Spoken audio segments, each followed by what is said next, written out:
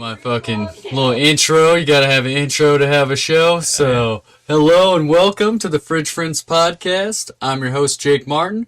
I'm excited to have Josh Price. Hello, what's up, in the guys? fridge. Yeah. You need this closer to me? No, so I've actually just turned that mic way up. Okay. And then put a filter on it afterwards. So you can lay down, fucking. I asked some hard-hitting questions. I'm like crack open a stone, dude.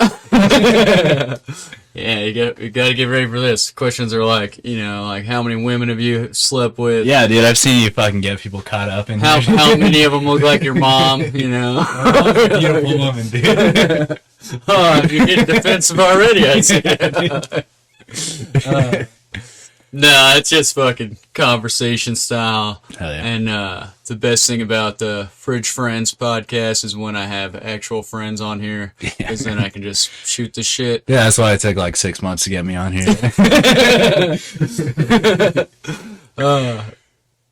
No, man, anyone could be on the show. Just if I don't like you, it's going to take 6 months to get Yeah, no, I mean, I saw who you had between me starting comedy and now, and I'm like, come on, dog.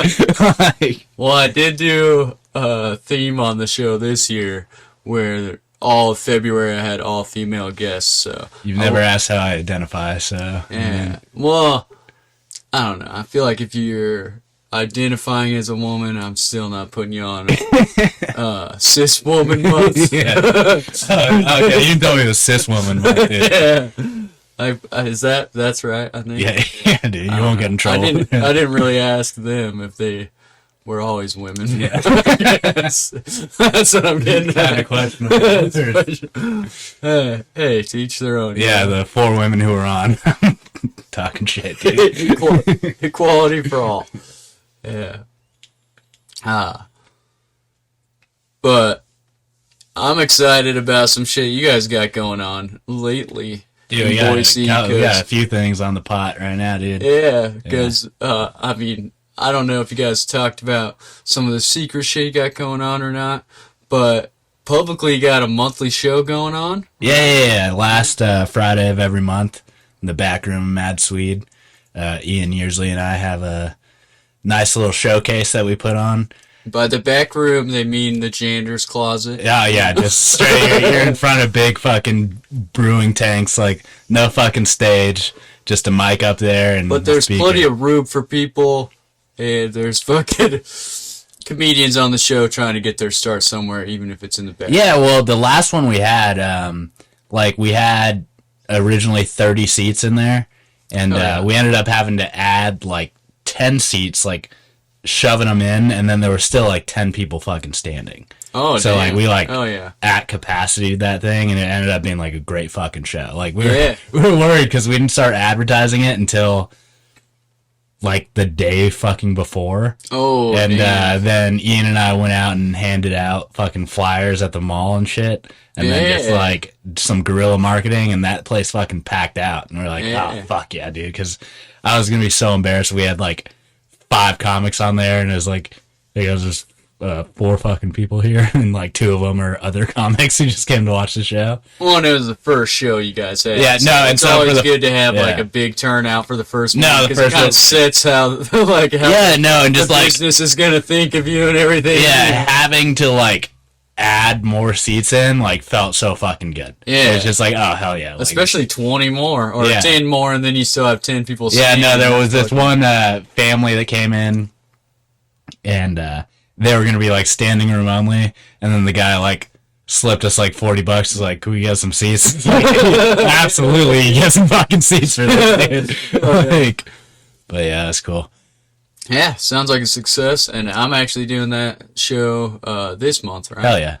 I think so. Yeah. Well, and by this month, I mean the month we're recording this podcast. Yeah, dude. I always pre-record it so that way I can cut out all your racism and all that stuff. Dude, I got plenty. If you want to fucking open that, let me get into my stones a little bit. we can get the topic. Keystone Light, the official beer of racism. The official beer of $6.99 for a 6-pack at the gas station, dude. Fuck yeah. Yeah. And then Ian Moondeck and I start a new mic at Voodoo Cellars every Wednesday. 8 p.m. So, and we've only done 2 so far, but and that's going on this week, even with Tree Fort too? Yeah, we were talking about initially, like, I don't know, we were like discussing like, should we push it back? But it's like, we're not going to. We're just gonna go 8 p.m. People who want to do the other mic, try to get on early and get on, because ours is a sign up the night before. Mike's not just like a show up, go up one, because email sign up. Yeah, well, we wanted to make it so right now it's like there's 5 spots. We wanted to make it so if you can't read, you can't do it. I've heard this before. Exactly. there's 5 spots that are 4 minutes that we'll give like to the newer people, or just like newer people or people who haven't been super consistent, and then the other 10 spots are 7 minutes, just because there's like a fucking huge gap in this town where it's like, dude, I go up every single mic and that's like 9 minutes of stage time. And it's just like dedicated. Unless you have like a show and that adds to your minutes. But it's like, if you go to every single mic in this town, you're getting 9 minutes a week, which just like isn't enough. So sometimes we get lucky with the 5 minutes. Yeah, no. Recently we've been getting a couple 5ers, but some people haven't been consistently flooding the mics. Yeah, no. Well, dude, this last Saturday there were so many new people. Were you here this last Saturday? I was, yeah. I went second though, so. Did you leave? No, I stayed, but I didn't stay and watch every performance. So, like, the very end of the new guys, I didn't see that. Dude, there were a ton of new guys, and one of them walked the entire fucking room. I heard the outrage about that bit he was doing, but I wasn't in there. I wasn't in the main room, like, listening to it, but I was in the side room, and then I just saw people start flooding out. I was like, what's this guy talking about? He's just going way too hard for his first time. Yeah, you kind of got to earn those words on stage. Like, you know? Like, you got to be fucking funny first, and then you could, like, earn the right to get fucking dicey, but you can't just go up there like, we're fucking retard! Some people do, they fucking... That's what they think is gonna get the laughs, is just being the most outrageous. Well, I've known people who are like super like, I'm a comedy purist, dude. Like, there's no words off limits and blah blah. And I like somewhat believe that too, but it's like you have to earn that. Yeah, being fucking funny. You just can't go like, expect like retard to be the funniest part. No, like there's a way. There's a way to do retard on stage. There's. On the podcast, you just say it. Yeah. I mean, that's what I call my dog. So. Retard. I thought you called them the N-word. I was unsure about your address, and then I got here, and there were a couple kids with mullets out front. I was like, Jake Martin's house, baby. Yeah, for sure. Yeah. But Wednesday, Mike, Voodoo Cellar, it's fucking... Have you been there yet? Like, I've been to Voodoo Cellar, but not for the mic. Yeah, it's such a cool spot. It's in a fucking basement, which is just like classic comedy venue. Space Bar, right? Yeah. And what's funny is right now they have like 4 arcade machines just because they thought Space Bar was like gone forever, but Space Bar's literally like next door now. And so they're like, okay, we're gonna get rid of these fucking like arcade machines, because we were just kind of like, people are expecting it, blah blah blah, and it just. Because right now they're like a kind of a goth sports bar. Oh, okay. That's a weird combo. Yeah, and they just went with this like dark purple and black like wallpaper, and like their logo is like a skull and all this stuff. So they're like, we don't really know what we're doing, but they're like super open to being a fucking comedy place. Yeah. Like the dude who owns it, Dave, is just like super. He's like, this is kind of my dream, like having you guys do this, because oh, that's legit. Yeah, it was just one night.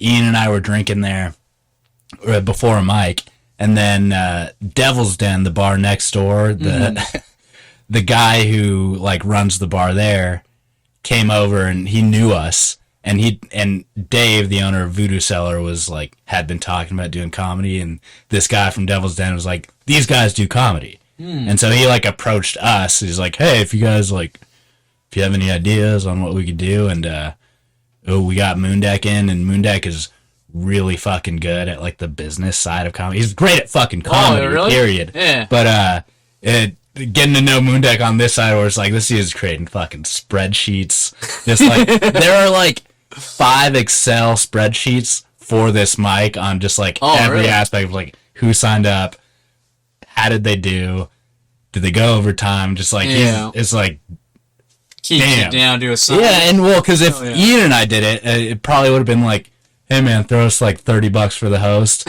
a week, and we'll fucking do this for like the love of it. And this guy Moondeck went in with a fucking business plan, and they just like, yeah, let's fucking do it. And we're like, Jesus Christ, all right, here we go. So they're like, well, that's cool that they're so into it and that they're on board, because then not only do you guys have like a successful mic right now, but you can grow it into stuff. You can maybe start doing shows. That is the plan, and that is we proposed that to them initially, but it's just like they're giving us money for this, and so they're not a super popular bar at this point. They're very new, and it's like you go in there and sometimes there'll be people in there like playing beer pong or whatever, but it's not like a spot where people are like know about and are going to. And so they're like, let's do a couple open mics, see how those go, and then we talk about like the Saturday shows you want to do and this and that. And after the second one, they're like, we're building you guys a stage. And so it's just like they're fucking great, just in terms of like being people who are like fans of comedy and like don't do comedy themselves. I do think it's not going to be that far down the line where one of them's like, could I get a spot? But we do run it pretty. There's always a little of that. Yeah, and it's cool because it is an open mic, but it's like in a sense a booked open mic, because we're getting like 30, 35 signups and the list is 15. Yeah. Just because it's like we want to give like comics who are doing this like a chance to do 7 fucking minutes. Time. You know? Yeah. And that's where like Moondeck spreadsheets come in, where it's just like, all right, this guy got left off, we'll get him on next week. And it's just like, so we are pretty on top of it. This guy, we gave him 3 spots all the time. He did bad. He's just, we're keeping track of it. 3 weeks off. Yeah. So. It's like, this guy, it's like, hey, if you're bringing people, that's like putting you up, because it's fucking tough, dude. We have these nights where we're putting the list together and we go draft style, because it's like, dude, we got 35, we got to cut 20 fucking people. Yeah. And it's like, you know what you should do? Bucket mic. Ian likes doing the bucket mics, and you do a bucket mic where there's only 15 slots, even if there's 35 people, so then people will come. I feel like if we get it established enough, we could big dick everybody now. Because there's people coming from fucking Nampa and shit, and it's it's like an hour drive to watch someone else do comedy. Yeah, exactly. And it's like, I even feel bad where it's like sometimes we'll have people show up just because like, hey, we do have like an alternate if somebody drops off. And it's like the first week, nobody fucking dropped off. So there were a couple comics who were there the whole time, brought people, and didn't get them on, but get them on next time. What about people that are from out of town? This next Wednesday when Treefort, like the stuff's going on, we're kind of talking about it. It's like, all right, we are kind of open to having a couple like bonus spots towards the ends, because we do want to like stick to the fucking like rules that we set and like make this like a thing, and not just like it's our first 2. If we start going like, oh, we got like 23 people on when like we said 15 and like 4s and 7s and.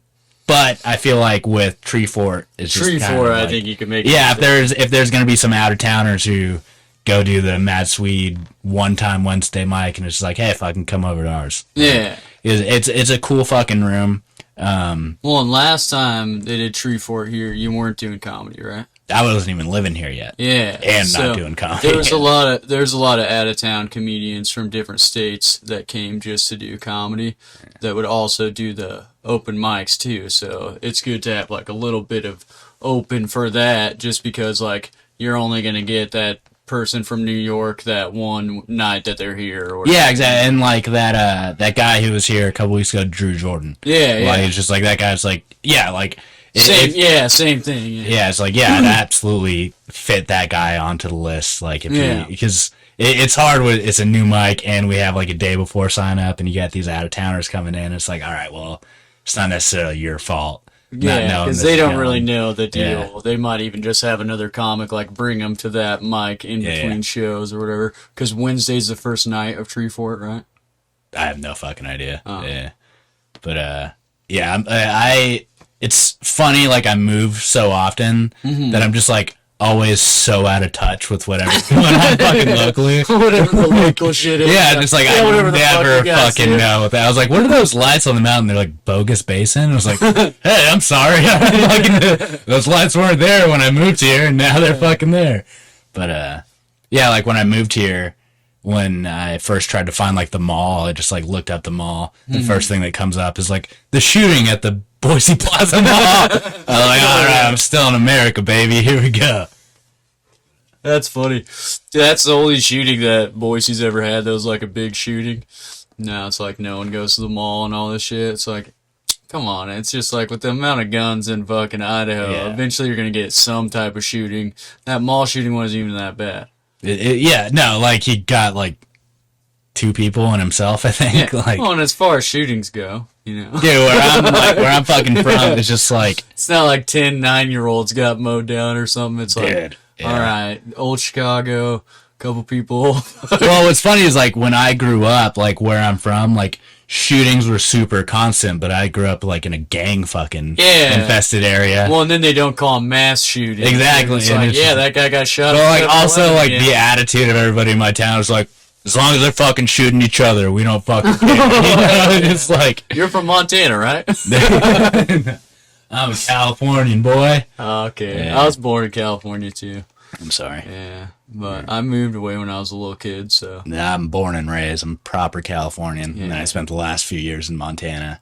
And it's funny, like, people say stuff about Idaho, and I'm always like, no, that's Montana light. But they're like, people are really unwelcoming to outsiders here. It's like, dude, when I moved to Montana with California place, I almost got run off the road so many fucking times just for the sake. Like, I'd be fishing and people would be like, fuck off, go home. And it's like, Jesus, I would literally fish with like my tailgate open so my license plate would be like, that's fucking not viewable. Like, I'm just trying to fucking catch a trout out here, dude. You just gotta change your plates, dude. Yeah, well, it was funny too, is like maybe 3 months in, like I'd gotten my plates changed, and then I lived in this like old house that they broke up into like units, and then the people who moved in like at the unit across from me like had Washington plates, and I was like, these fucking people coming over to my it's like already acting like trying to blow up my spot. Sons of bitches. Well, dude, okay, there's a lot of fucking Californians like everywhere, obviously, but like in Montana,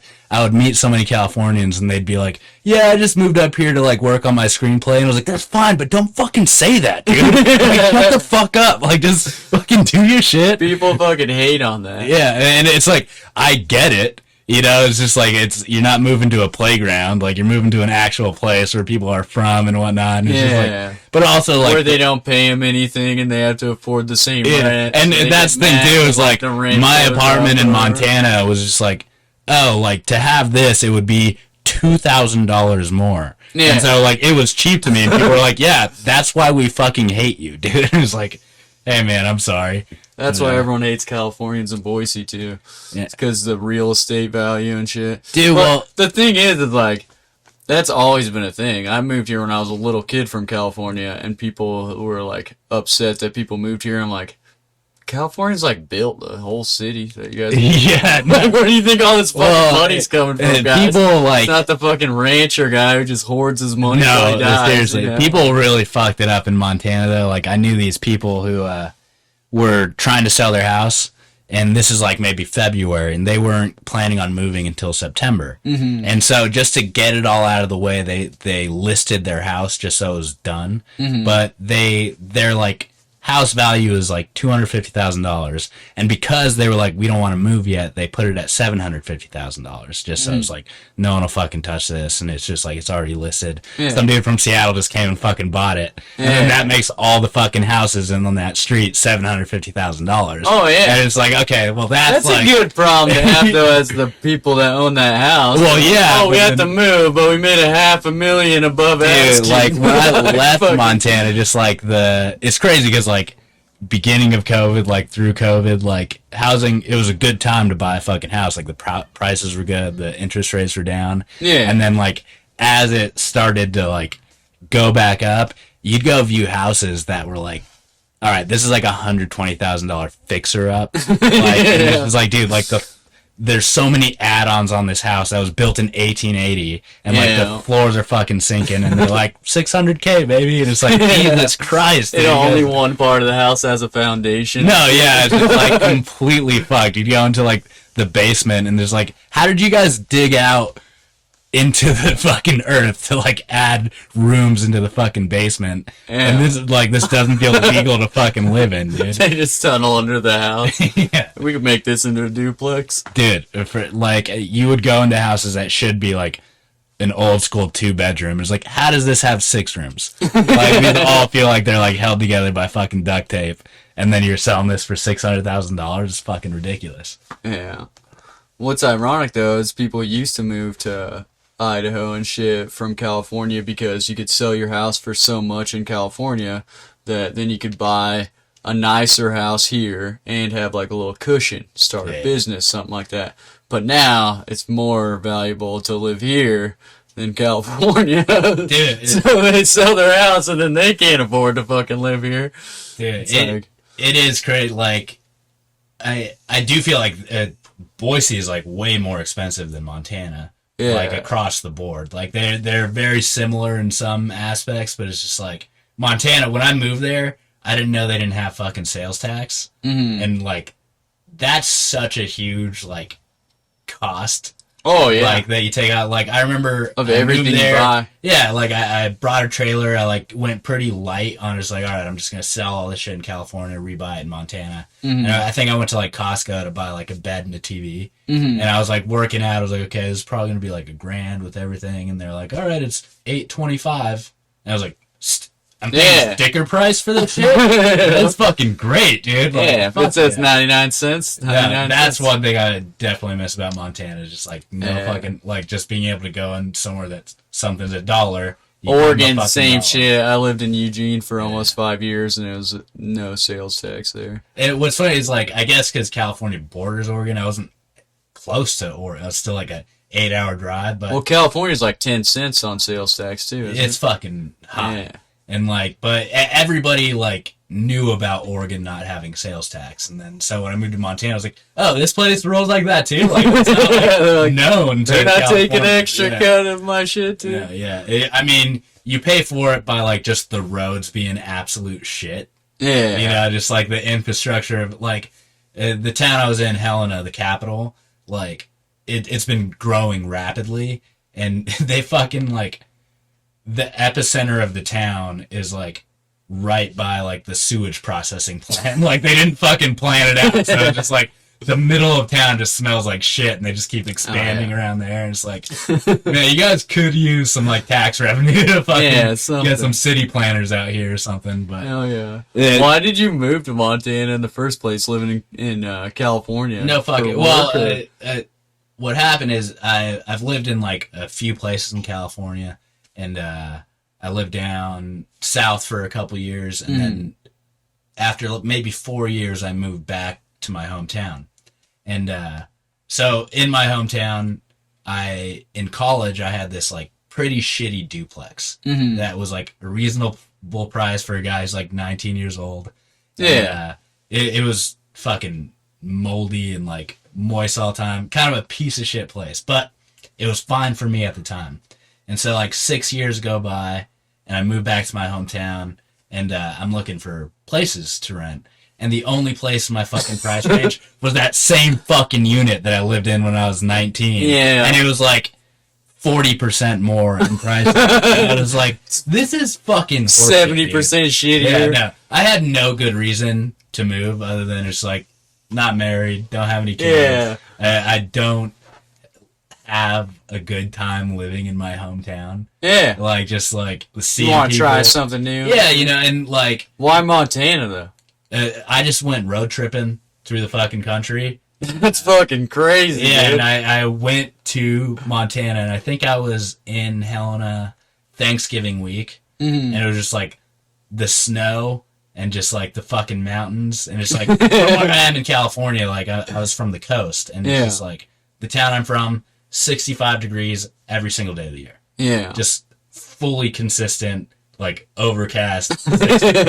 And so when I went through Montana, just, like, I was like, oh shit, they have seasons here. This is kind of like endearing to me. Yeah. And so I was like, I'm not doing shit in California. Mountains are like, beautiful. Yeah, and I think like when I was living down south, I was in LA for a few years. I was working professionally in video production, and I was doing a lot of creative shit.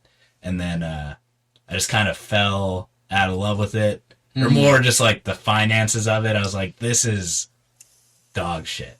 Like, I mean, what happened is I was working as an assistant camera operator on a lot of big stuff, like a lot of like professional music videos on like finance short films and stuff. Yeah. And there was this guy named Nick who I was like kind of his apprentice for like a full year. I was like, he would be camera operator and he'd call me up to be his first camera operator assistant.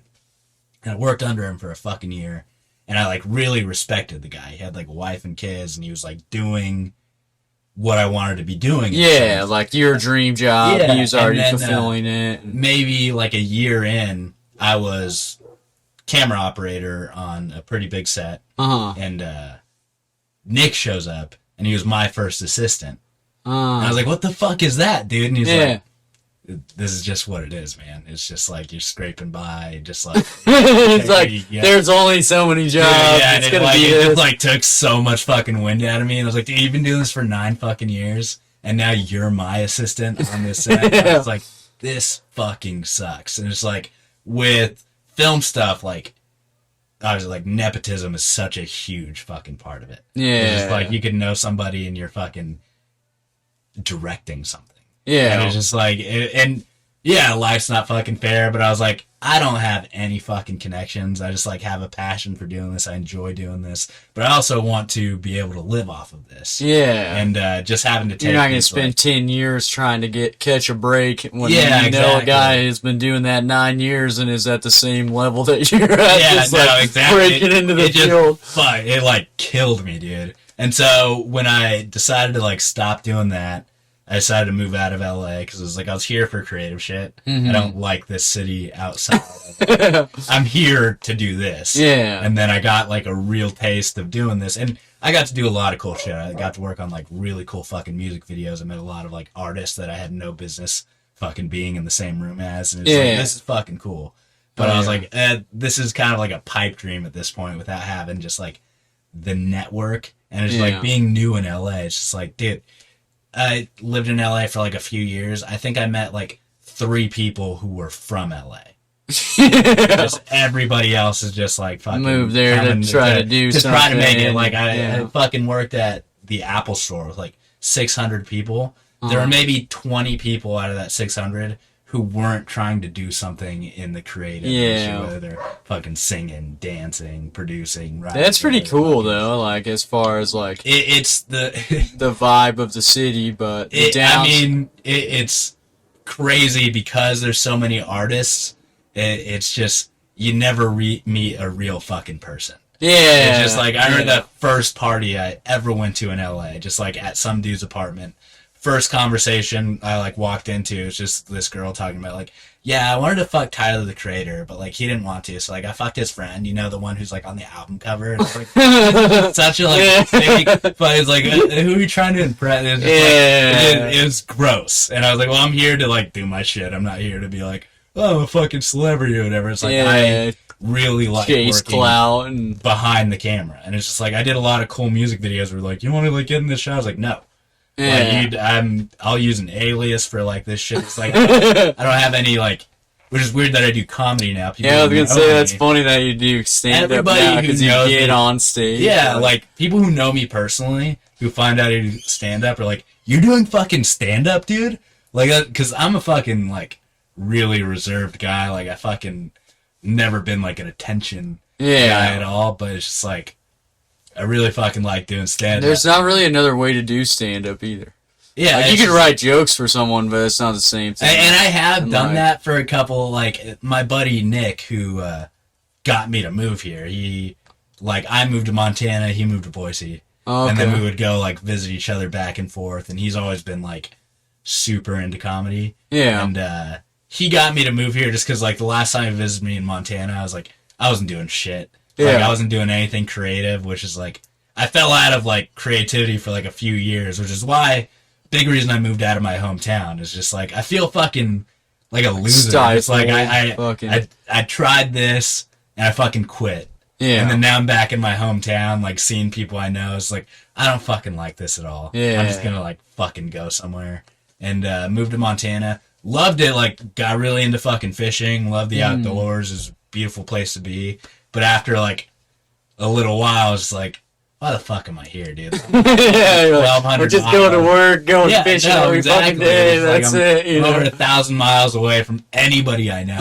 People were like, you don't know anybody up here? You just moved here blind? I was like, literally, yes. That's like I just crazy. fucking dipped. And then, so the last time Nick visited me, he's like, you should come to Boise, dude. Like, what are you doing? All the shit that Montana has, they have here. Yeah, plus no, you can try to exactly. do comedy and shit. And so I came here, I moved here, and then like a week and a half in, I did a mic, and then I came to every fucking mic. Since, yeah, hell yeah. That was your first mic when you came here? Yeah, like so just like yeah. beginning of August started. And again, I like some of my jokes I had written like fucking a few years ago. Yeah. Just because like I had been doing creative film shit, so I was always like writing little scripts and this and that. And I was always like I always had a knack for being funny in that sense. And people who know me know that I'm like funny in like conversation, but I'm also a super reserved guy. Yeah, so you know? never thought you'd be getting up on stage. Yeah, and even like jokes. still like doing comedy, it's just like sometimes like the hang afterwards, if there's like 6 comics, like I was like, I don't have it in me where I want to like fight for airtime over these people. Because like, and they're all like trying to get in the next word. And, like, I don't have like, I was like, I don't need to be like that. I don't know. It's just like, I'm not a big attention guy, but getting up on stage, like, this is fucking really satisfying. And I do enjoy doing this. And it's like, when something you write works, it's like, okay, it's nice to get like the response to when you get an instant reaction of like validation that like what you're doing is worth something. Yeah, no, exactly. Even if like in all other levels it's not worth it, like financially, like the time you put in and all this shit. Yeah, well, with even just the reaction, you're like, all right, I'm that's fun. But here. even like having done creative work for like a few years and professionally for a while, it's just like to get to the point where you're getting paid to do that in film, that's a long fucking road. Yeah. And even still, like once you do it, if you're a camera operator, you're not getting like, that's the camera operator. There's fucking a million guys who do it, and it's just like, who's somebody who's available, blah, blah, blah. And so with comedy, it was like pretty quickly that I started getting like paid to do it. I was like, this is crazy for like any creative outlet to like. Well, and that's a nice thing about Boise that I think a lot of Boise people don't realize in the comedy scene too, is that like you're not getting paid at a low level to do comedy. And that's the thing too, is like that's the reason I'm fucking here, is because I was like, this is a great fucking place to do this. Yeah, like especially to start out. Well, to like develop an act for sure. Yeah, no, absolutely. It's just like I would have left Boise within a month if I didn't start doing stand up, because again I was like, what am I doing here? I don't know anybody other than my roommate. Hey, dude, we got fucking good fishing too. Yeah, but it's just like I got hooked on stand up immediately, and then just like the progression, I was like, oh, this actually does have like an upward line if you like put in the work and you like do well in front of fucking people. Oh yeah, you start getting booked for stuff, and it's like, dude, I've been in like big cities. That's not how it fucking works. Like, I mean, it does, but it's like, it's hard to, if you're trying to go from zero in like Chicago or LA or something, it's like, that's a hard fucking battle. So like for here to get as many opportunities as I do, I'm just like, I'm super grateful for that. Yeah. One, like, even though you're talking about how it's kind of a struggle, like how we get a lot of 3-minute spots and stuff like that to get like more and more stage time, the show's side of it is way better. Yeah, no, and because it's not like paying for stage time or like you gotta do a bringer show or like sell all these tickets or anything like that. And as you know already from the time that you've been doing stand up, if you do good on like a 10-minute guest spot or whatever, then you're getting 15 minutes and you start getting more and more time and get consistently booked for that, which I don't think people will do for a couple years. No, yeah. They'll get 5 minutes at a coffee shop if they bring 5 people. Or yeah, I'm shit, like 7 months in, and I'm like getting booked for like 20-minute spots. Yeah, like that's fucking cool. And it's in fucking good crowds, like good venues. Dude, well, were you there for? So you were there Saturday for the mic, right? Yeah, yeah. You saw the tussle after the show? Before the show. Well, or after the show, before the mic. Yeah. No, sometimes it does suck when it's just like, man, you've been like working, you've been like killing at the open mics, and then you get like a show and just having like shitty audience members. Yeah. Like this last Saturday, like the worst fucking table I've ever had to do stand up in front of, where it's just like, they're just fucking You won't shut the fuck up. Will not shut the fuck up, or like chirping at you, which is like, it's fine to be chirped at occasionally, where they're just like, oh, it's like, okay, like, if you got it, you could address that. But it's like the worst is when you like, you tell a joke, they're talking through it, and then you hear one person at the table is like, he just told a joke about this. It's like, hey, fucking listen to my shit, because I can fucking hear you. I can fucking hear you, and it's messing with my fucking timing. It's messing with like just everything. And yeah, worst audience members I've ever had to go in front of. And then after the show, some good audience members were like, hey, you guys were pieces of shit. Like, fucking with the show. And then 20 minutes of them fucking bumping chests and just like, acting like they're gonna fight each other. Time. Fuck you, motherfucker. And then you gotta have the fucking venue people be like, if we're gonna beat each other up, do it in front of the other bar, not our bar. But it does suck when it's just like, man, you guys paid to be in here. Is this your first fucking time at a show where somebody has a mic in their hand? Like, this is fucking insane. That shit happens, though, especially when you got tons of people drinking. Like, if people are drinking, they're going to get into trouble every once in a while. I mean, usually... Being drunk and not getting into some type of trouble is like fucking doing steroids and not working out. Like, it's not fucking... I do enjoy telling people to shut the fuck up on stage. Yeah. Like... And it's funny, sometimes I, like, forgot I did it, and then after, they're like, dude, when you yelled shut the fuck up at that, I was like, I forgot about that. Fuck yeah. Well, it's definitely empowering, and you, like, get so frustrated with, like, you're, like, trying to perform. It's not just your shit they're ruining, it's, like, all these people that are trying to listen to your jokes and have a good time that they're taking away from it with, like, I pre-gamed it too hard, and now I'm, like, drunk arguing with my girlfriend right next to the front of the fucking stage. Like, it drives me insane. But it's just like, all right, I see it. I was like, hey, I wasn't the host, but I was the first one up. It's like, I probably should have said something, or I probably should have, like, handled it. And then after, I'm like, fuck, why didn't I, like, say something about it? Just, like, fucking powered through, and just like, these motherfuckers, personally. Yeah. But it's like, that's just comes with reps, I guess. Like, I don't know, dude. Sometimes it works good. You shut somebody down, and then that's it. They got humiliated, whatever, and they're gonna not fucking pipe up again. And sometimes they get worse. They're like, oh, this is an interactive thing. We're gonna start throwing shit out. I've seen a few hecklers like that where it's like, you address it, and then you kind of create a monster, and then now there's like a back and forth till they get kicked out or some shit. Like, part of the show at that point. Yeah. Like, come the fuck on, dude.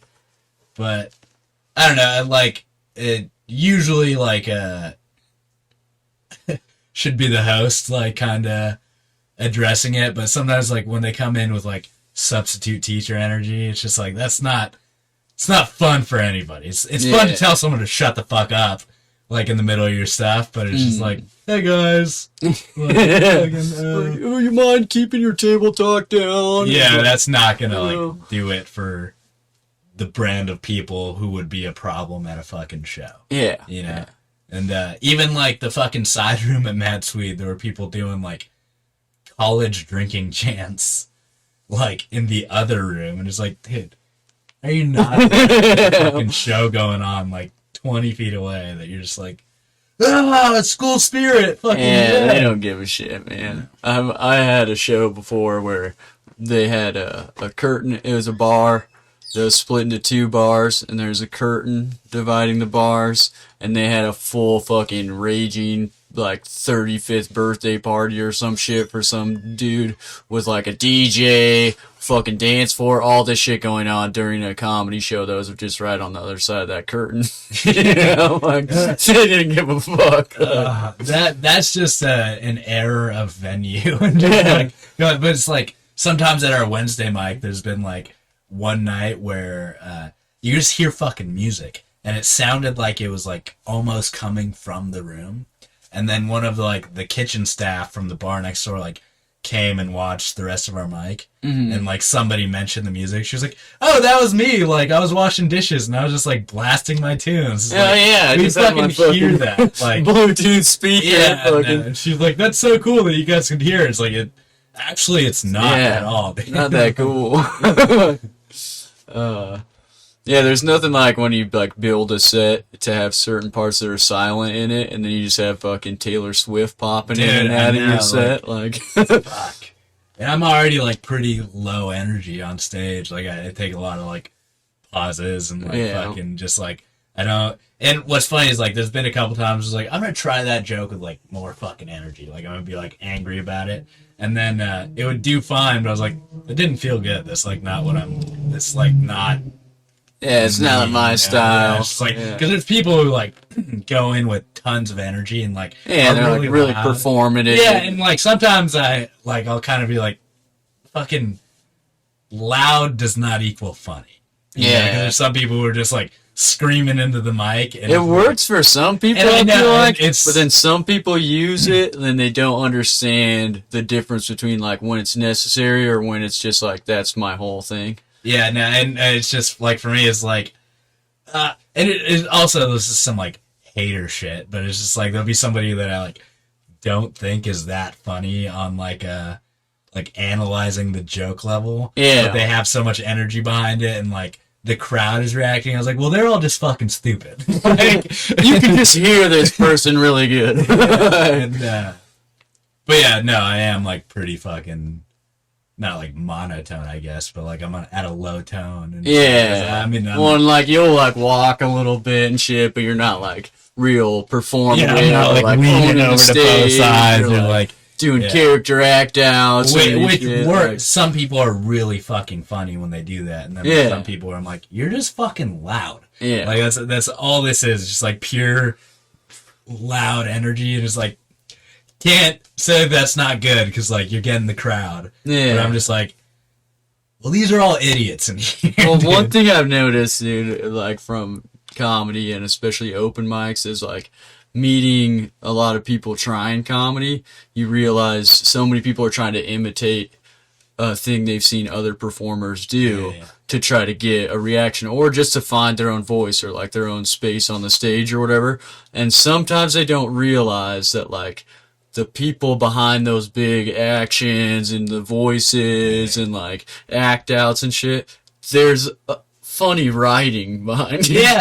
You know? Or it's like you can't just fucking like scream into the mic if like what you're screaming isn't funny. And it's just like there's a lot of people like they'll find out you do comedy and they're like, oh, I'm really funny, or like this person's really funny. It's like there's a difference between being funny and like being able to say a movie quote. Correctly in the right timing, and it's like that's like funny amongst friends, but it's like you're gonna get up there and it's like it's fucking different. The lights are on you, and it all has to be from you too. Like people always tell you like, oh hey, here's a street joke for you, you should use it in one of your skits. You know, and you're like fucking first of all, like that joke's not that great when I heard it like 7 or 8 years ago from some kid, but and there's so many times where it's like I'll hear a joke and it's like, yeah, dude, I fucking listened to that podcast too, where they talked about that and dissected it in a really funny way, and then you're going up there and you like, take one part out of it, or it's just like I don't know, like I heard somebody say like talking about their dog and they said cheese tax on stage, and it's like,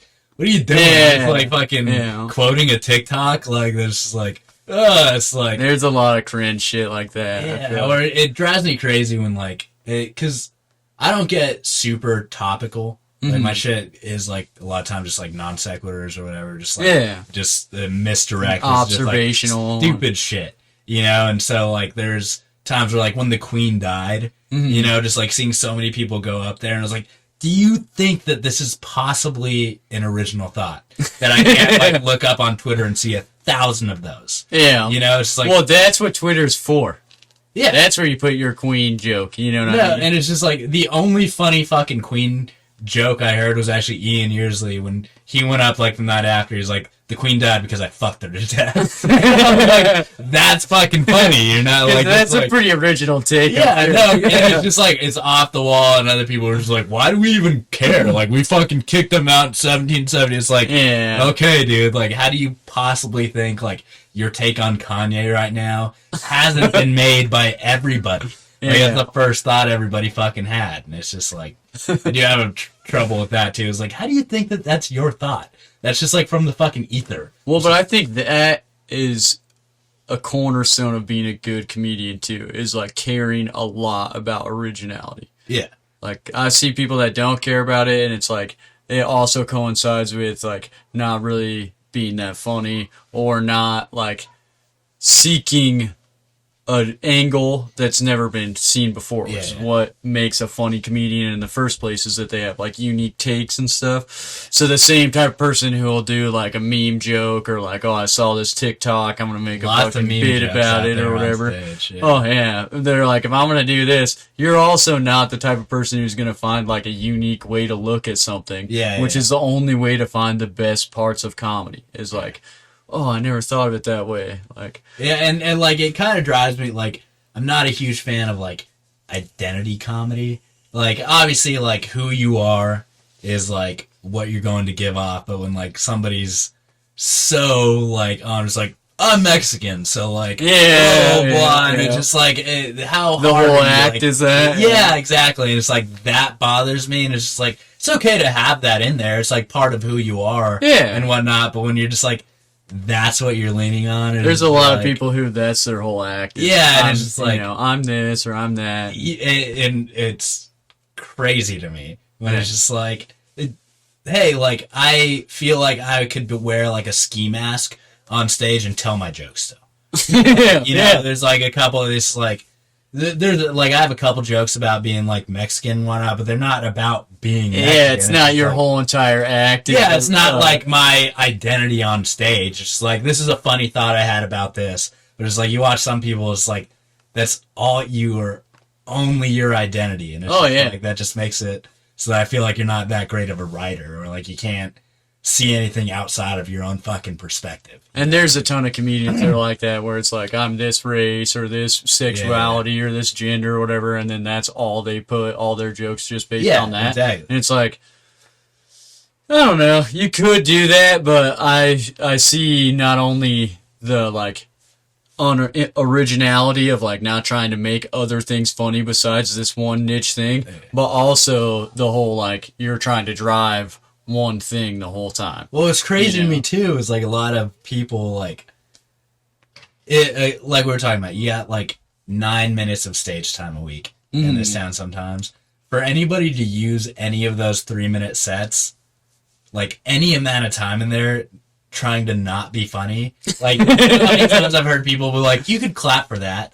And it's just like, what are you doing?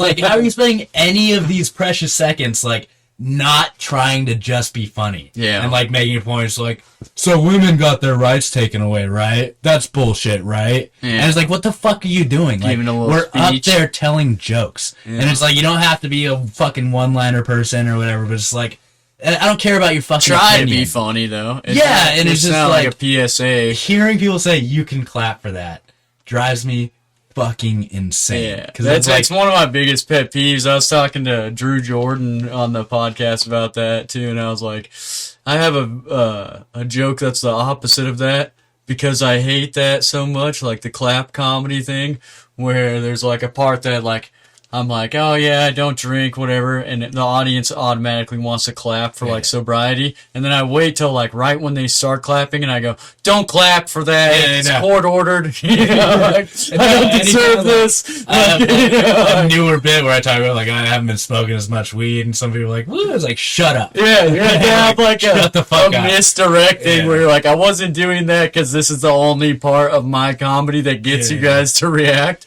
Because I feel like the people that are doing doing it for claps and shit like that, or like making a message, it's because they figured out that's one of the only big reactions they're gonna get while they're up there. So like I had a joke that I like tried about like kind of a dicey subject, and the first time I told it, it got nothing but claps. And on stage, I was like, never telling that joke. Never like, telling that into the mic, I was like, fuck that joke. Like, that's a joke. It's not just like, yeah, that's the right way to think about it. You know, just like, that's a good person. That is not what I'm trying to fucking do up there. Like, I'm a meanie head up there. Like, I'm not trying to make people feel like this guy fucking has the right opinion. He gets me.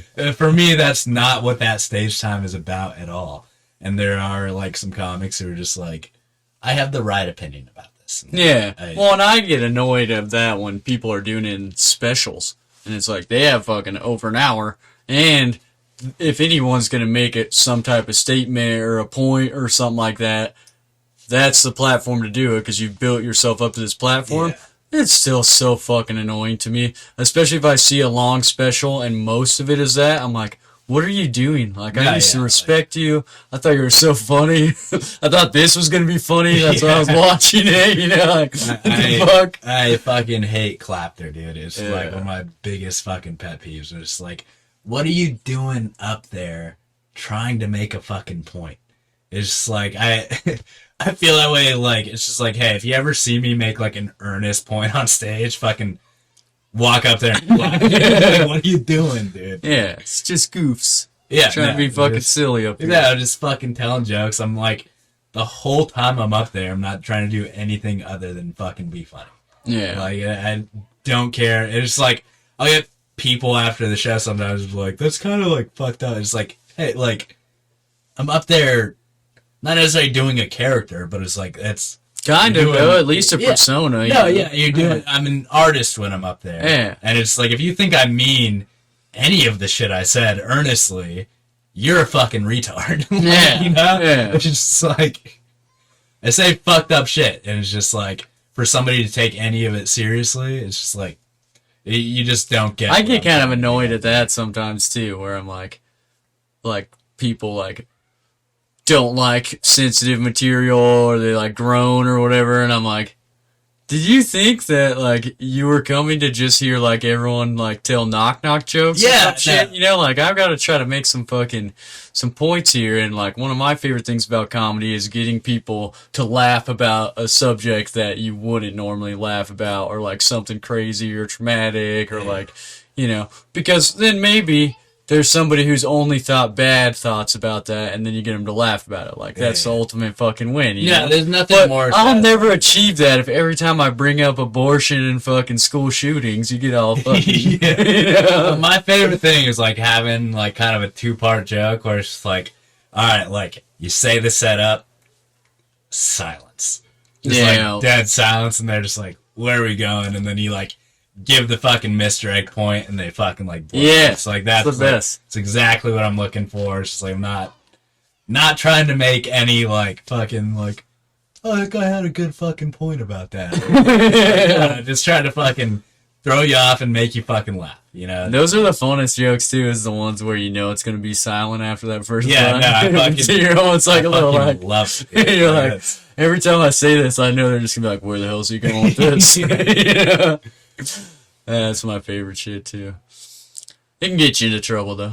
Like I'm trying to work this out. I just know the first line. I've been real quiet a couple times after like fucking things. It's like, hey, like when I say I'm gonna shoot myself up there, I don't need you to come up and talk to me. It's like, you know, give you the fucking suicide hotline. I do like breath work, and like you could always come and do breath work. It's like, hey, I'm just fucking making jokes up there, and honestly, I feel like if I was in a better mental state, it wouldn't be as funny up there. To be completely honest. Well, and if I was doing breath work with you that I just randomly met at an open mic, I'd probably want to shoot myself more. You know? Yeah, that's why it's like, I don't tell like my coworkers that I do comedy. And it's funny because it's like, I know some of them, like, they don't know I'm funny, but they suspect something, you know? Yeah. Like, can't help myself. It's just like everyday stuff, and they're like, "That was really fucking funny." It's like, you actually have like a line from one of my jokes. Set shit up, funny. like. But I also don't tell them because like sometimes I leave early to go do another comics podcast. That's not a good excuse to leave early a lot of times. Oh, yeah. And, my work knows that I do comedy because I told them, like, when I started there, it was basically I was trying to get them to realize it wasn't, like, a big priority for me. Yeah. It's more of a side thing. I'll work here, but I'm going to let you guys know the conditions. I think the biggest part is just, like, working with, like, just, like, very normal people. Yeah. Like, I know, like, comedy. It's just, like, I don't want to talk about this for It fucks it up, dude. It fucks it up. Well, and, like, you're saying the, like, scheduling thing, like, you're trying to get off a little bit early to go to a comedy show or podcast or whatever.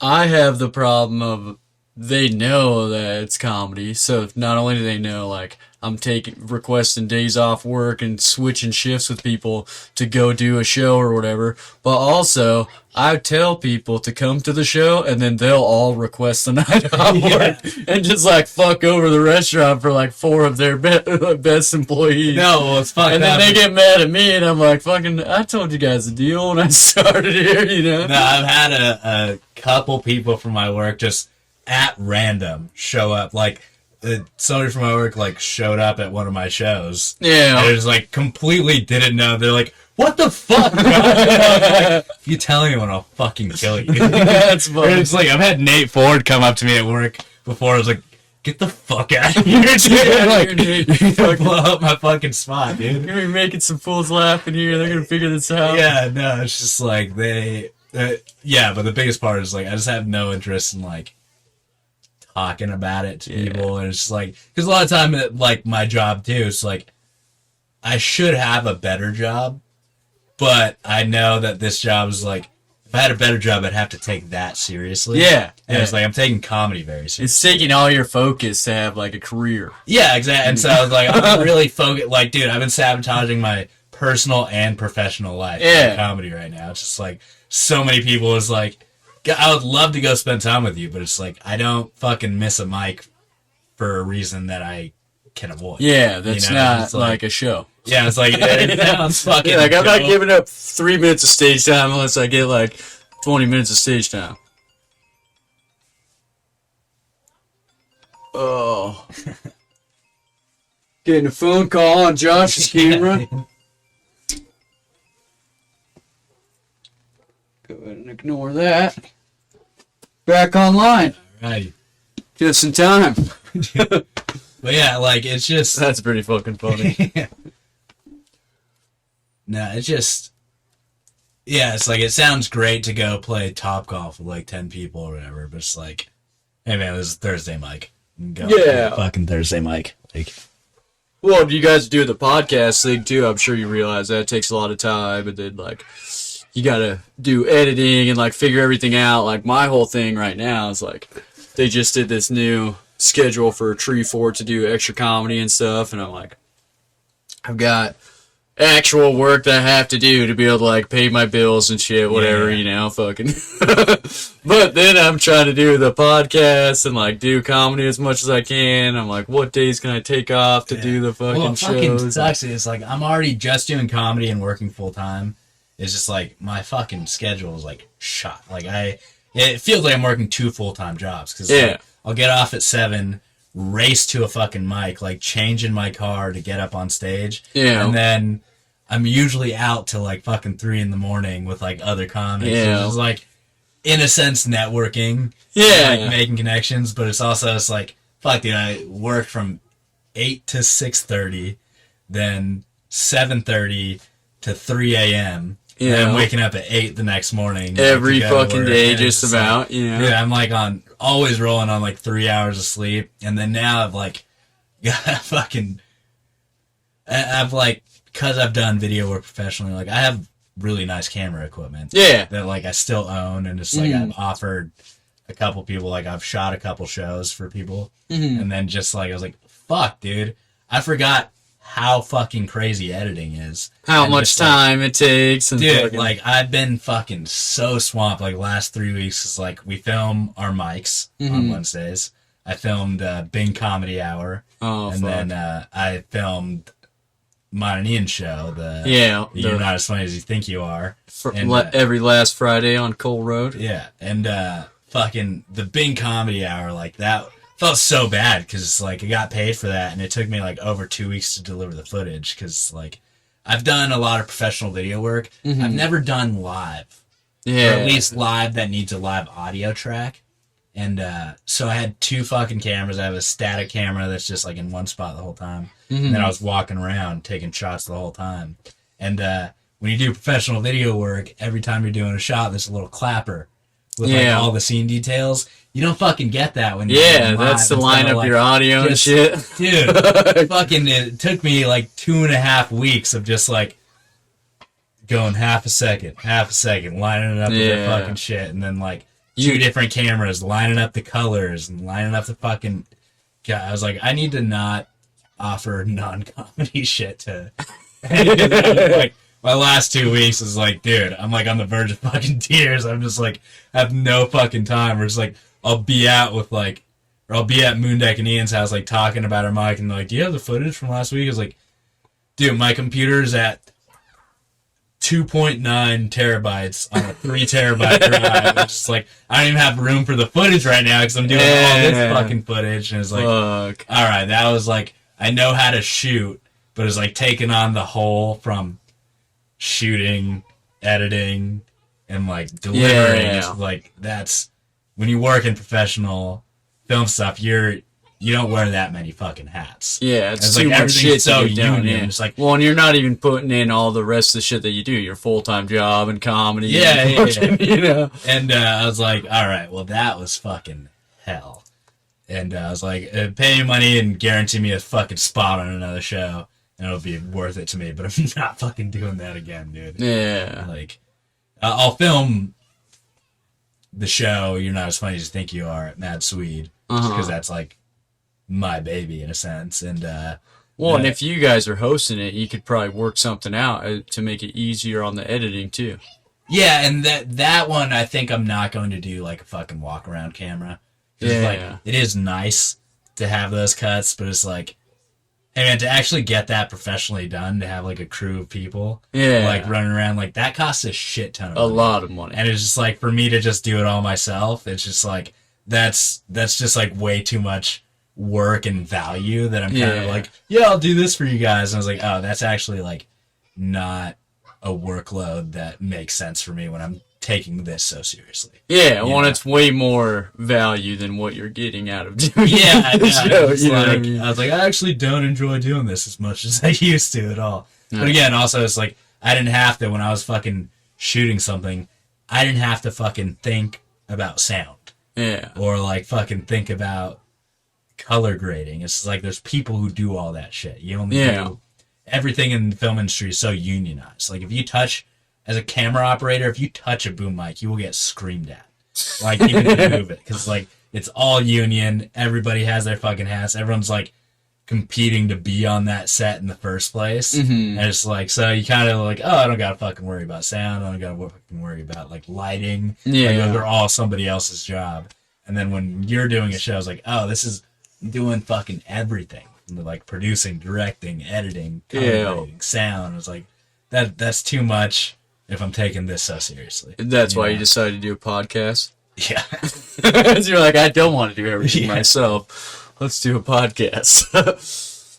That's one of the cool things about doing this show, at least, though, is I learned so much stuff about all different aspects of shit, you know? Yeah. I mean, it's nice to know. Yeah. It's nice, like, if I wanted to get, like, a really nice reel out for myself, like, I put something really nice together. Yeah. But it's just, like, that's also, if I'm working on something for my benefit, you know, that makes more sense. And One holds way more value than, like, what you're doing. But I was just so, like, anxious, like, fuck, dude, I got paid for this. I have to deliver it. And it's like, I'm getting paid for it. I want to do right by them. Yeah. And it's just like, and it was so frustrating. It's like, God, this is so much.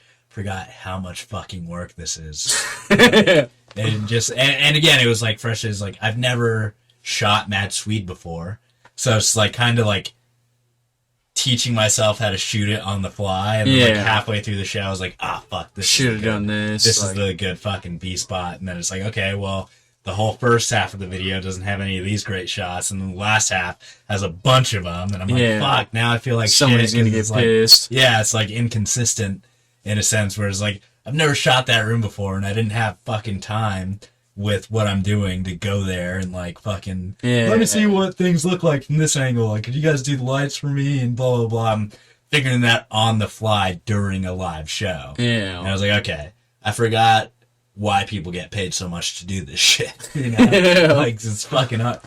And that's frustrating too, is like, I have so many fucking projects I've filmed right now and getting so many fucking messages like, hey, can I get that footage? It's like, yeah, in a fucking couple weeks, dude. Like, yeah, no idea the fucking workload this is. Once I figure it out. Yeah. And how to get fucking 10 different videos edited on the side of doing comedy and working. I've gone and bought so many external fucking hard drives. Like, I've had to buy, like, more fucking SD cards for my camera, because it's like, this one's fucking 500 gigs, but it's full from 2 other shows, and I haven't uploaded it to my computer yet. Files for and so now I gotta go buy another fucking SD card, and now it's like, oh, now I'm spending hundreds of dollars on camera. I'm not even a fucking camera guy anymore. You're not even making that bad. Yeah, like, I bought so much, like, camera shit for, like, our mic, and it's like, I'm not, that's all on me, you know? Yeah. Like, I'm like, fuck, I guess I could make this happen, but this is coming straight out of my fucking pocket. Yeah.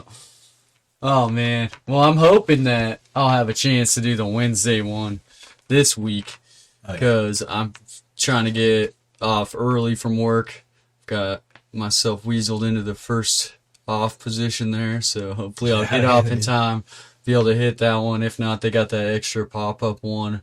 It's a little bit later at Mad Sweet on Wednesday, too. But we're fucking over an hour on this, man. Damn. I always want to give my guests the opportunity to like plug any upcoming shows. We talked a lot about every last Friday at the Mad Swede across from Costco on Cole Road. You got that show going on, but if you got any social media, if you're ever going to give a release date for that podcast for everybody. You know, this is a good opportunity. Like, hey, man, we released like fucking 8 episodes pretty much right at once. You did? And no, we're going to. Like, that's what we kind of decided. It's like, let's just, because a lot of times, like, you listen to a podcast, like, if you get into one, and, like, you find out, it's like, shit, there's only fucking 4 episodes of this. This is kind of like what I was like, then you hit a dead end, a fucking brick wall I right think away. We're just going to give people, like, fucking 8 hours of content right away, so we want to get into it, and then we'll have a consistent release schedule. It's called the Guys Like Us podcast with me, Ian Yearsley, and Jordan Alexander. It'll be Guys Like Us on YouTube and Spotify and all that shit. And then This is Josh Price on all fucking social media, mostly Instagram. I have a TikTok. I don't really use it. I just had it for the TikTok show that they do once a month. Oh, yeah. Shout out 2 Minute Tuesdays. 2 Minute Tuesday with Leslie Bing. I'm actually TikTok. hosting the next one because she'll be out of town. Hell yeah. So last Tuesday. Oh, okay. It's the last Tuesday of every month? Last Tuesday of every month. I'll be. I still haven't got a chance to do that one yet either. It's interesting. They're kind of like changing the rules a little bit every time, like trying to work out what the best format is. But it is. It's cool, and it kind of honestly forced me to get more into like the social media aspect because I'm pretty fucking private, and so I was like, all right, let's just fucking go with my name and fucking put my name out there, and then have people walking up to me asking me to tell them jokes. Yeah, love it. And then again, last Friday of every month, Cole Road, Mad Swede in the back room. It's a really cool fucking show that we do. 5 feature sets, so just like 5 good no theme to it. We had to fight for not really having a good theme. It's called You're Not As Funny As You Think You Are, which is kind of mean, but it's actually something that a drunk guy yelled at Ian Yearsley and I one night, and we're like, all right, that's our fucking show now. Hell yeah. And then, I'll have some spots going forward here and there. Yeah, and don't forget we got that Wednesday mic at Voodoo Cellar. Hell yeah. You got to sign up on email the night before. You can figure that out by following Stand Up 6 Feet Under. They're on social media, Instagram, all that, and support local comedy. As far as my stuff, go to jkmartin.com. You got links to my social media, the podcast, all the clips and shit on there. If you're watching this on YouTube, subscribe to it on YouTube. You guys always watch and don't subscribe. More subscribers is a free way to support the show. If you're on Spotify, follow me. Appreciate you guys. If you want to be a guest on the show or you got questions or comments, email me at fridgefriendspodcast@gmail.com. Appreciate having you on, Josh. Oh, yeah. Probably have you on there again. And keep searching for it. Guys Like Us podcasts. Yeah, You'll be out there. eventually.